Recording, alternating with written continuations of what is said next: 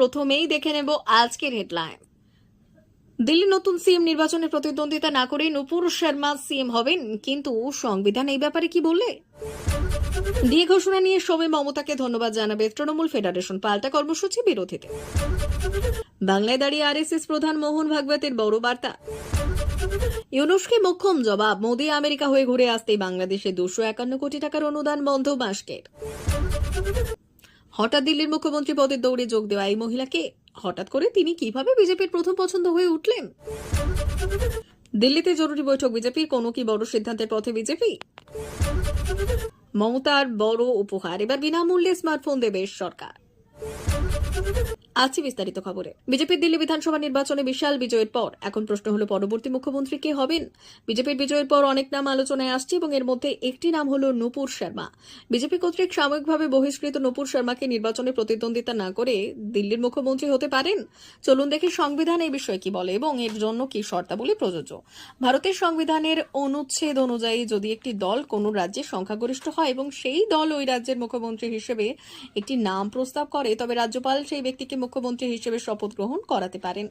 আর সেই নির্বাচনে প্রতিদ্বন্দ্বিতা করেছে কিনা, এর মানে নূপুর শর্মার মতো ব্যক্তিরাও দিল্লি বিধানসভা নির্বাচনে প্রতিদ্বন্দ্বিতা না করে মুখ্যমন্ত্রী হওয়ার সুযোগ পেতে পারেন। তবে নির্বাচনে প্রতিদ্বন্দ্বিতা না করে মুখ্যমন্ত্রী হতে হলে কিছু শর্ত পূরণ করতে হবে। যদি কোনো ব্যক্তি নির্বাচনে প্রতিদ্বন্দ্বিতা না করে মুখ্যমন্ত্রী হন, তবে তাকে 6 মাসের মধ্যে বিধানসভা থেকে একটি আসন থেকে উপনির্বাচন জয়লাভ করতে হবে এবং এর পাশাপাশি সেই ব্যক্তি রাজ্য বিধান পরিষদের সদস্য হতে পারেন। ভারতে অনেক নেতা আছেন যারা নির্বাচন না করেই অথবা পরাজিত হয়ে মুখ্যমন্ত্রী হিসেবে শপথ গ্রহণ করেছেন। তাদের মধ্যে সবচেয়ে বিখ্যাত নাম হলো উত্তরপ্রদেশের মুখ্যমন্ত্রী যোগী আদিত্যনাথ। 2017 সালের উত্তরপ্রদেশ বিধানসভা নির্বাচনের আগে তাকে বিজেপি মুখ্যমন্ত্রী বানিয়েছিলেন। আর সেই সময় তিনি গোরখপুরের সংসদ সদস্য ছিলেন এবং সংসদ সদস্য পদ থেকে পদত্যাগ করে তিনি বিধান পরিষদের সদস্য হয়ে মুখ্যমন্ত্রী হিসেবে শপথ গ্রহণ করেছেন। পশ্চিমবঙ্গ সরকারের 2025-26 অর্থবর্ষের বাজেটে সরকারি কর্মীদের জন্য 4% মহার্ঘ ভাতা বৃদ্ধির ঘোষণা করেছে অর্থ প্রতিমন্ত্রী চন্দ্রিমা ভট্টাচার্য। নতুন বছরে মুখ্যমন্ত্রী মমতা বন্দ্যোপাধ্যায়ের সরকারের এই ঘোষণাকে ইতিবাচক দিক হিসেবেই তুলে ধরতে চায় তৃণমূল। এই ঘোষণাকে স্বাগত জানিয়ে মুখ্যমন্ত্রীকে আনুষ্ঠানিকভাবে ধন্যবাদ জানাবে তৃণমূল ঘনিষ্ঠ সরকারি কর্মচারীদের সংগঠন পশ্চিমবঙ্গ রাজ্য সরকারি কর্মচারী ফেডারেশন। তবে ডিএ নিয়ে দাবি পূরণ না হওয়ায় 18 এবং 19 ফেব্রুয়ারি রাজ্য জুড়ে পাল্টা প্রতিবাদ বিক্ষোভে সংগঠিত করবে বামপন্থী সরকারি কর্মচারী সংগঠন কোঅর্ডিনেশন কমিটি। সংগঠনের চেয়ারম্যান মানস ভূঁইয়া এবং আহ্বায়ক প্রতাপ নায়েক এই কর্মসূচির বিষয়ে ইতিমধ্যেই নির্দেশ পাঠিয়েছেন রাজ্যের বিভিন্ন দপ্তরে। আর সেই অনুযায়ী সোমবার রাজ্যের জেলাশাসক কার্যালয়, মহকুমা এবং ব্লক অফিস কলকাতা সহ জেলা সদর, সেক্রেটারিয়েট, ডিরেক্টরেট এবং আঞ্চলিক দপ্তরগুলোতে ধন্যবাদ কর্মসূচি পালন করা হবে। সেই কর্মসূচির মূল আকর্ষণ হবে টিফিনের সময় ছোট সভা, গেট মিটিং এবং মিছিল। কলকাতা থেকে প্রত্যন্ত জেলা ছড়িয়ে দেওয়া হবে মুখ্যমন্ত্রীকে ধন্যবাদ জানানোর বার্তা। সরাসরি সরকারি অফিসগুলিতে ধন্যবাদ জ্ঞাপক ব্যানারও টাঙানো হবে। তৃণমূল ঘনিষ্ঠ কর্মচারী সংগঠনের পক্ষ থেকে জানানো হয়েছে পরবর্তী পর্যায়ে রাজ্য জুড়ে আরও কর্মসূচি নেওয়া হবে। মুখ্যমন্ত্রীর সিদ্ধান্তের প্রতি সমর্থন জানিয়ে সরকারি কর্মীদের একত্রিত করার পরিকল্পনা রয়েছে সংগঠনের।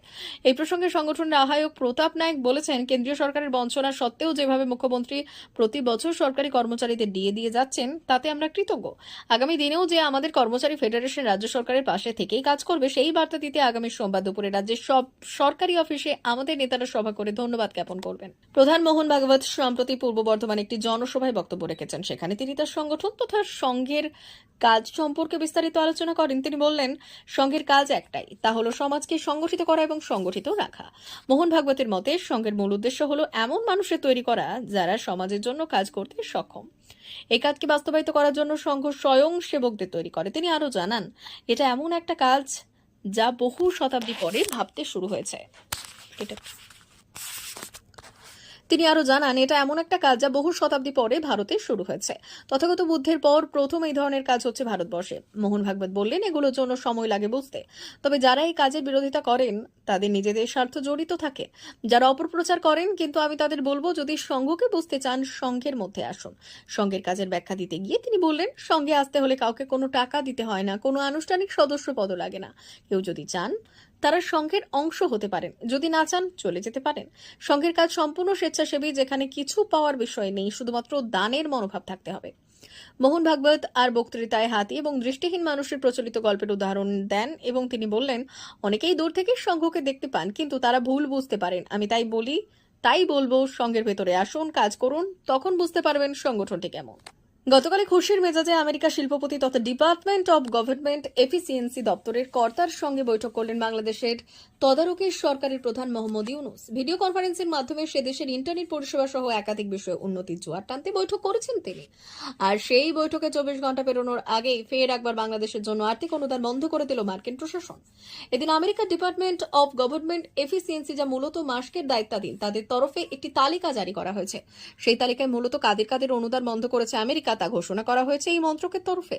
নেপাল, কম্বোডিয়া, সার্বিয়ার মতোই সেই অনুদান ছাঁটাইয়ের তালিকায় নাম রয়েছে বাংলাদেশেরও। ওই মার্কিন দপ্তর সূত্রে জানা গিয়েছে, বাংলাদেশের রাজনৈতিক পরিস্থিতিকে স্থিতিশীল রাখতে 251 কোটি টাকার কাছাকাছি খরচ করত আমেরিকা। এবার তাতে বাদ ফেলল মাস্ক। বন্ধ হচ্ছে অনুদান। ট্রাম্প ক্ষমতায় আসার পর বিশ্বের একাধিক দেশে আর্থিক অনুদান বন্ধ করে দিয়েছে আমেরিকা। মূলত দেশের বাড়তি খরচে হ্রাস টানতে এই সিদ্ধান্ত নিয়েছেন সদ্য নির্বাচিত মার্কিন প্রেসিডেন্ট। এর আগেও বাংলাদেশের অন্দরে উন্নয়নের জন্য হওয়া খরচে হ্রাস টেনেছেন ট্রাম্প। 8 ফেব্রুয়ারি দিল্লি বিধানসভা নির্বাচনের ফলাফল ঘোষণা করা হয়। 70টি আসনের মধ্যে 48টি আসন জিতে বিজেপি এখন দীর্ঘ 27 বছরের প্রতীক্ষার পর দিল্লিতে সরকার গঠন করতে চলেছে। দিল্লির নতুন মুখ্যমন্ত্রীর নাম নিয়ে এখনো পর্যন্ত সন্দেহ রয়েছে, তবে মনে করা হচ্ছে যে প্রধানমন্ত্রী বিদেশ সফর থেকে ফিরে আসার সাথে সাথে দিল্লির মুখ্যমন্ত্রীর নাম ঘোষণা করা হবে এবং শপথ গ্রহণ অনুষ্ঠান 19 বা 20 ফেব্রুয়ারি হতে পারে। দিল্লির মুখ্যমন্ত্রী পদের দৌড়ে অনেক নবনির্বাচিত বিধায়কের নাম অন্তর্ভুক্ত থাকলেও রেখা গুপ্তার নাম এই তালিকায় শীর্ষে রয়েছে। মনে করা হচ্ছে, যদি বিজেপি কোনো মহিলার হাতে দিল্লির নেতৃত্ব তুলে দেন তাহলে তিনি হবেন কেবল রেখা গুপ্তা। আসুন জেনে নিই কে রেখা গুপ্তা এবং কেন তার নাম দিল্লির মুখ্যমন্ত্রী পদের দৌড়ে এগিয়ে। রেখা গুপ্তা 1974 সালে হরিয়ানার জিন্দ জেলার জুলানা মহকুমার নন্দগড় গ্রামে জন্মগ্রহণ করেন। রেখার যখন 2 বছর বয়স তখন তার বাবা এসবিআই ব্যাংকের ম্যানেজার হন এবং 1996 সালে তার পুরো পরিবার দিল্লিতে চলে আসে। রেখা গুপ্তা তার স্কুল এবং বিশ্ববিদ্যালয়ের শিক্ষা দিল্লিতে সম্পূর্ণ করেন এবং অখিল ভারতীয় বিদ্যার্থী পরিষদের সাথে যুক্ত ছিলেন এবং রাজনীতিতে জড়িত ছিলেন। বিশ্ববিদ্যালয়ের সচিব এবং অধ্যক্ষ হিসেবে দায়িত্ব পালনকারী রেখা গুপ্তা একটি বৈশ্য পরিবারের সদস্য এবং আজও তার পরিবারের সদস্যরা জুলানার শস্যবাজারি কমিশন এজেন্ট হিসেবে কাজ করেন। রেখা এখনও তার গ্রামে যায়। সূত্রের খবর অনুযায়ী দিল্লি বিজেপি আইনসভার দলীয় বৈঠক আগামীকাল 17 ফেব্রুয়ারি বিকেল 3টায় দিল্লি বিজেপির রাজ্য কার্যালয়ে অনুষ্ঠিত হবে। এই বৈঠকে বিভিন্ন গুরুত্বপূর্ণ সাংগঠনিক এবং রাজনৈতিক বিষয় নিয়ে আলোচনা হওয়ার প্রবল সম্ভাবনা রয়েছে।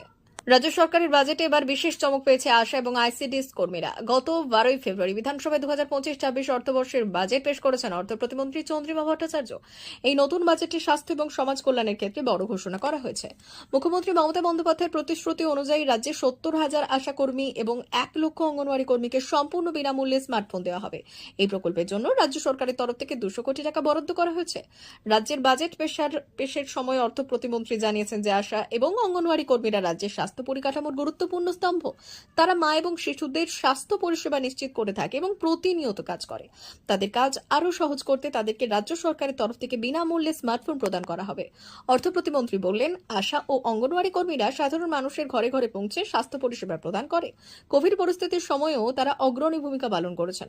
সেই কাজের স্বীকৃতি হিসেবে মুখ্যমন্ত্রী মমতা বন্দ্যোপাধ্যায় তাদেরকে বিনামূল্যে এই বিশেষ উপহার দিচ্ছেন। প্রসঙ্গত, গত জানুয়ারি মাসের শেষের দিকে মুখ্যমন্ত্রী মমতা বন্দ্যোপাধ্যায় মুর্শিদাবাদ সফরের সময় আশা এবং অঙ্গনওয়াড়ি কর্মীদের এই উপহার দেওয়ার প্রতিশ্রুতি দিয়েছিলেন। তখন তিনি বলেছিলেন, রাজ্য সরকারের নিজস্ব তহবিল থেকে এই প্রকল্পের টাকা দেওয়া হবে, কারণ কেন্দ্র সরকার এই কর্মীদের জন্য পর্যাপ্ত অনুদান দিচ্ছে না। প্রিয় দর্শক, এখনকার মতো খবর এই পর্যন্তই। ধন্যবাদ।